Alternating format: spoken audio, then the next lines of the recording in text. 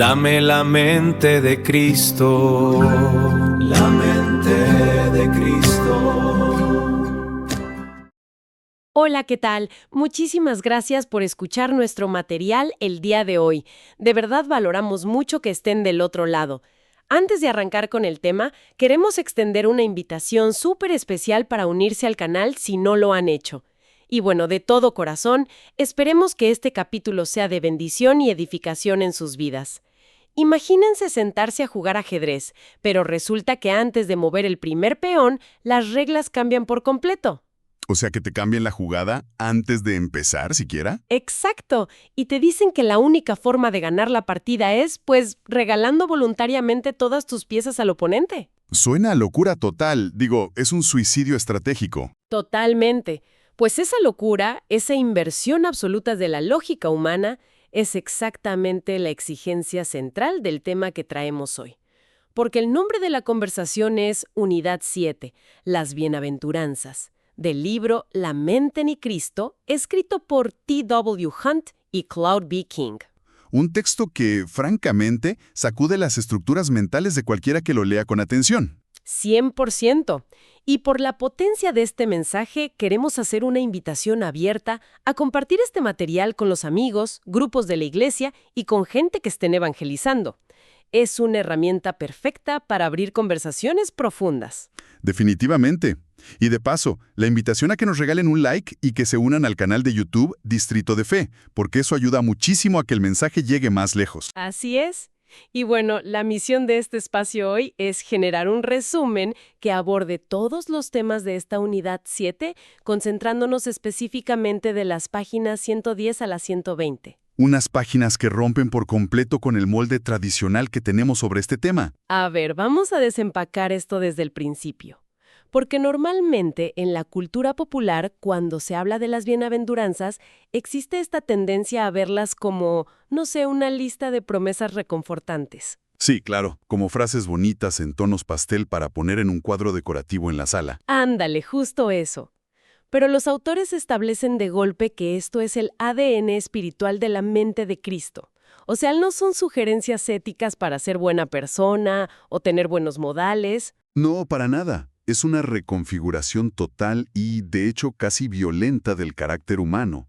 Lo fascinante aquí es cómo el libro plantea que las reglas del juego tienen que cambiar de raíz. Ajá. Porque para entender este ADN hay que asimilar lo que los autores llaman la lógica del reino, que es literalmente un espejo invertido de los valores mundanos. O sea, ir en contra de la corriente de todo lo que nos enseñan desde niños. Exactamente. Pensemos en el mundo moderno. El sistema en el que operamos todos los días nos empuja a toda velocidad hacia la acumulación. Acumular dinero, estatus, likes, ganar siempre la razón en una discusión. Todo es sumar y sumar para beneficio propio. Pero la mente de Cristo corre en la dirección diametralmente opuesta. O sea, busca el vaciamiento. Busca una renuncia que, aunque parece desgarradora, al final es liberadora. Pero a ver, aquí tengo un problema, o más bien una duda genuina sobre cómo aplicar esto en la vida real. Porque desde la infancia nos enseñan a defendernos, a buscar lo nuestro, ¿no? A construir un ego fuerte para que nadie nos pase por encima. Claro, es el mecanismo de supervivencia por excelencia en nuestra sociedad. Pues sí. Entonces, ¿por qué el libro insiste en que este egoísmo estructural es lo que nos asfixia y que la única salida es esa renuncia total? Suena a que nos están pidiendo que nos convirtamos en un tapete para que los demás nos pisen. Entiendo perfecto por qué suena así, pero fíjate que esa es la trampa visual del egoísmo. Creemos que la coraza del ego nos protege, cuando en realidad, mecánicamente hablando, nos aísla y nos agota. ¿Te refieres al esfuerzo constante de mantener esa imagen? Totalmente. Mantener esa imagen de autosuficiencia consume una cantidad de energía brutal. Lo que el texto propone no es convertirse en víctima, sino dejar de ser el centro del propio universo. ¡Wow! O sea, soltar el volante por completo. Así es. Al soltar esa necesidad obsesiva de control y reconocimiento, lo que ocurre no es una humillación destructiva, sino una liberación real. Es como quitarse una armadura de 100 kilos. Y de ahí nace lo que el libro llama una dicha embriagadora y sobrenatural. Claro, una felicidad que ya no depende de si la bolsa de valores subió o bajó o de si alguien nos ofendió en el tráfico. Está anclada en algo eterno. Pero esto nos lleva a un concepto que suena a la verdad muy intenso: la identidad crucificada. Que es un término fuerte, sin duda. Sí, muchísimo. Entender que la única forma de reflejar luz es apagando nuestro propio reflector. Exactamente. Es cambiar la perspectiva por completo. Dejar de mirar lo efímero, lo que hoy es tendencia y mañana es basura, para desarrollar una mirada con alcance eterno y trascendente. Es la demolición del yo para que algo mucho más grande pueda construirse en ese mismo terreno. Y aquí es donde la maquinaria de este texto se pone verdaderamente interesante. Sí, porque una vez que entiendes que hay que regalar las piezas de ajedrez, que hay que soltar el ego, el texto te lleva directo al mecanismo de cómo vaciarte. Y ahí es donde entra el día 3 del libro, y menciona a los pobres de espíritu y a los que lloran, que, de entrada, ser pobre de espíritu suena a tener la autoestima por los suelos. Pero no tiene nada que ver con odiarse a uno mismo. La indigencia espiritual de la que hablan Hunt y King es un acto de realismo absoluto. O sea, verse tal cual somos ante Dios. Sí, es pararse frente al Creador y decir, mira, no tengo nada con qué impresionar. Mis recursos éticos y morales están en bancarrota absoluta. Es llegar con las manos vacías. Exacto, porque lógicamente, si las manos están llenas de orgullo personal, pues Dios no tiene dónde depositar su gracia. Es una dependencia total. Manos vacías. Eso me hace mucho sentido. Pero luego viene la parte del llanto. Bienaventurados los que lloran. En una sociedad que nos exige proyectar que siempre estamos felices, que estamos en nuestro mejor momento, llorar se ve casi como un fracaso emocional. Sí, en el mundo corporativo o social lo vemos como debilidad pura. Totalmente. Entonces, ¿cómo funciona mecánicamente este llanto como una vía de purificación? Si analizamos la psicología humana, el mundo moderno nos obliga a crear callos emocionales. Vemos tanta tragedia, tanta injusticia y tanto pecado propio que la respuesta natural de supervivencia es el cinismo. Paración de Dios es disolver ese callo. Rompe esa coraza por completo. Así es. El llanto quiebra el cinismo, y cuando una persona pierde la apatía, su corazón queda vulnerable, sensible y purificado. Ya no hay barreras entre esa persona y la compasión del Padre. O sea, de esa vulnerabilidad, curiosamente, es de donde nace la mansedumbre. Y digo curiosamente porque las fuentes usan una imagen que me dejó pensando muchísimo: el principio del río. Una de las mejores analogías del libro, la verdad. Sí, porque explican que un río desbordado por una tormenta es puro caos. Arrasa con casas, ahoga cultivos, es pura fuerza bruta sin dirección. Y la fuerza sin control es destructiva, como un carácter explosivo que arruina relaciones familiares o laborales en un segundo de ira. Pero a ver, si la mansedumbre no es ser débil o pasivo, entonces si a ese río furioso le ponemos muros, lo canalizamos, le ponemos turbinas, pues básicamente estamos construyendo una presa hidroeléctrica. Exactamente hacia allá va la idea. Es un error común confundir la mansedumbre con timidez cuando en realidad es esta fortaleza gigantesca bajo control. Fíjate que sí. Conectando esto con el panorama general, la analogía de la presa hidroeléctrica es perfecta. La sociedad confunde mansedumbre con falta de carácter, con alguien que no sabe defenderse. Sí, el típico que se deja pisotear. Pero un espíritu manso requiere una fuerza de voluntad colosal. Es el poder del carácter sometido voluntariamente a la autoridad divina. Como un caballo salvaje. Justo así, el caballo que ha sido domado y ahora responde al mínimo toque de las riendas de su jinete. Por eso, la promesa es que heredarán la tierra. Claro, porque tienen el control para administrarla. Exacto, porque quien sabe gobernarse a sí mismo bajo la dirección de Dios, tiene la capacidad de gobernar el entorno sin destruirlo por pura ambición. ¡Qué brutalidad de concepto, de verdad! Fortaleza bajo control.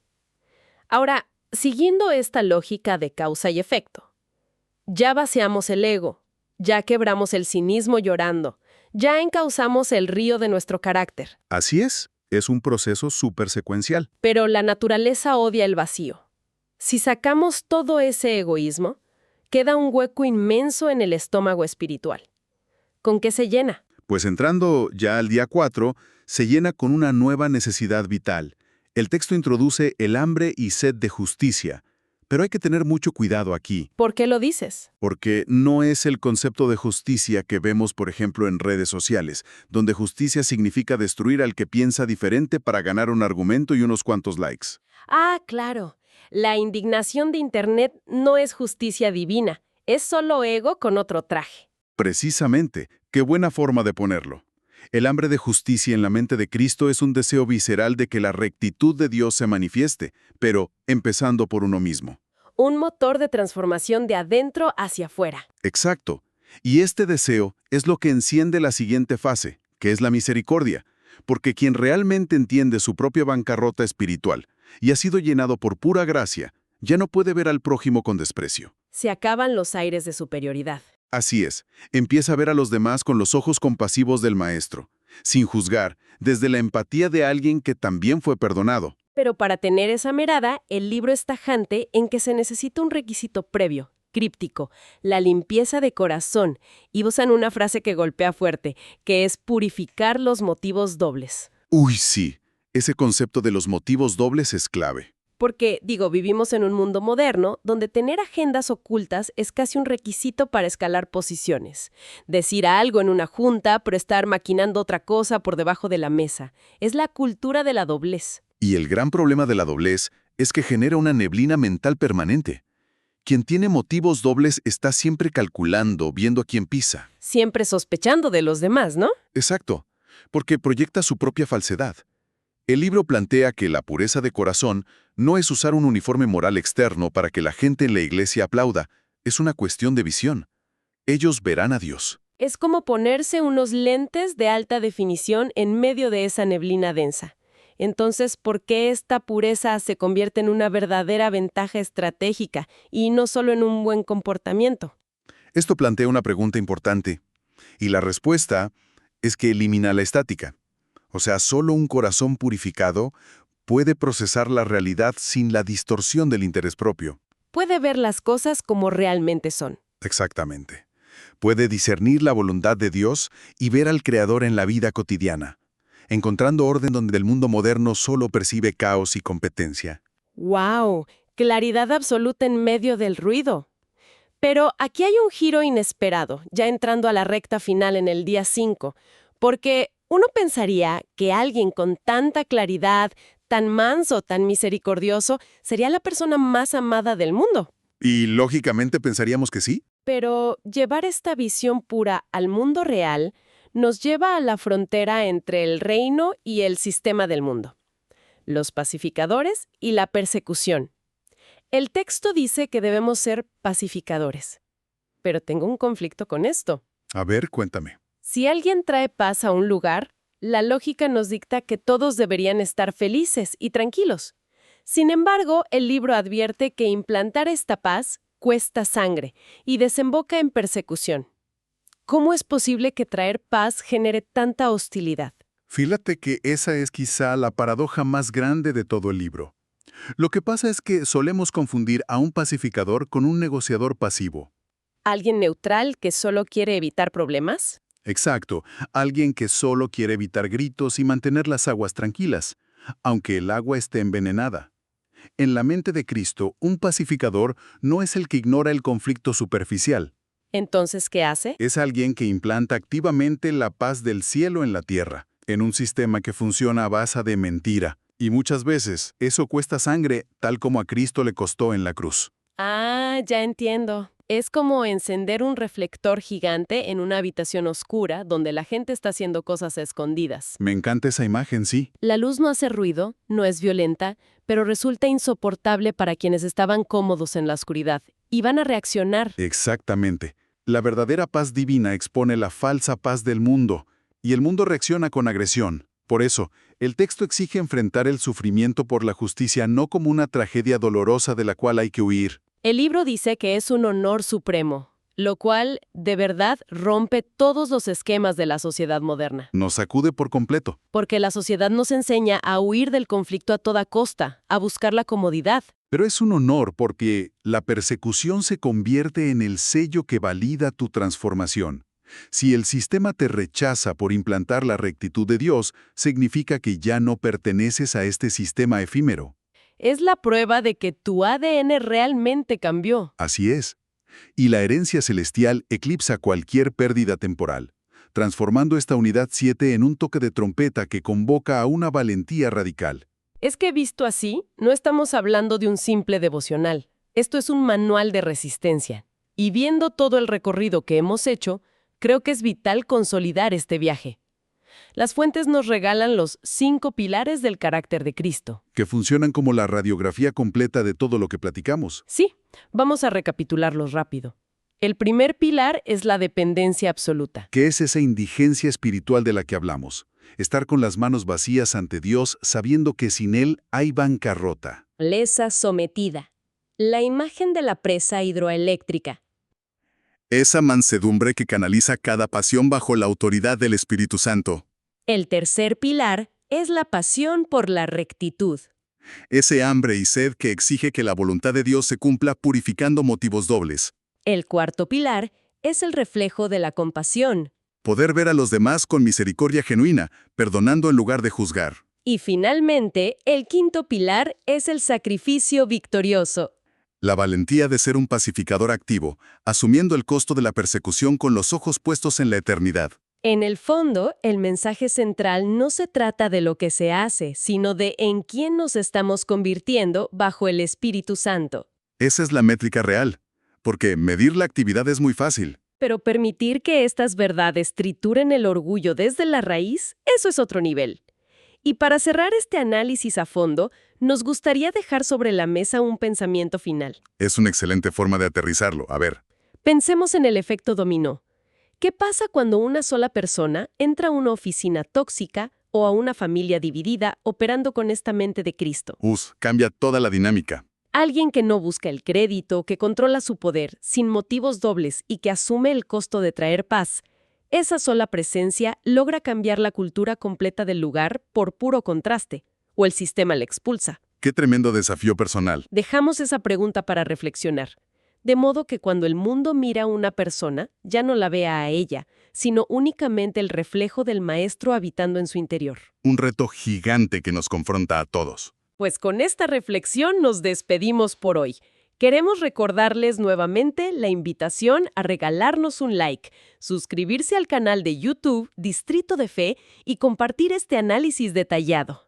Así es, pásenlo en sus grupos de estudio, con amigos, y úsenlo como herramienta de evangelización. Esperamos sinceramente que todo este material haya sido de profunda bendición. Muchísimas gracias por acompañarnos. Ha sido un placer estar aquí.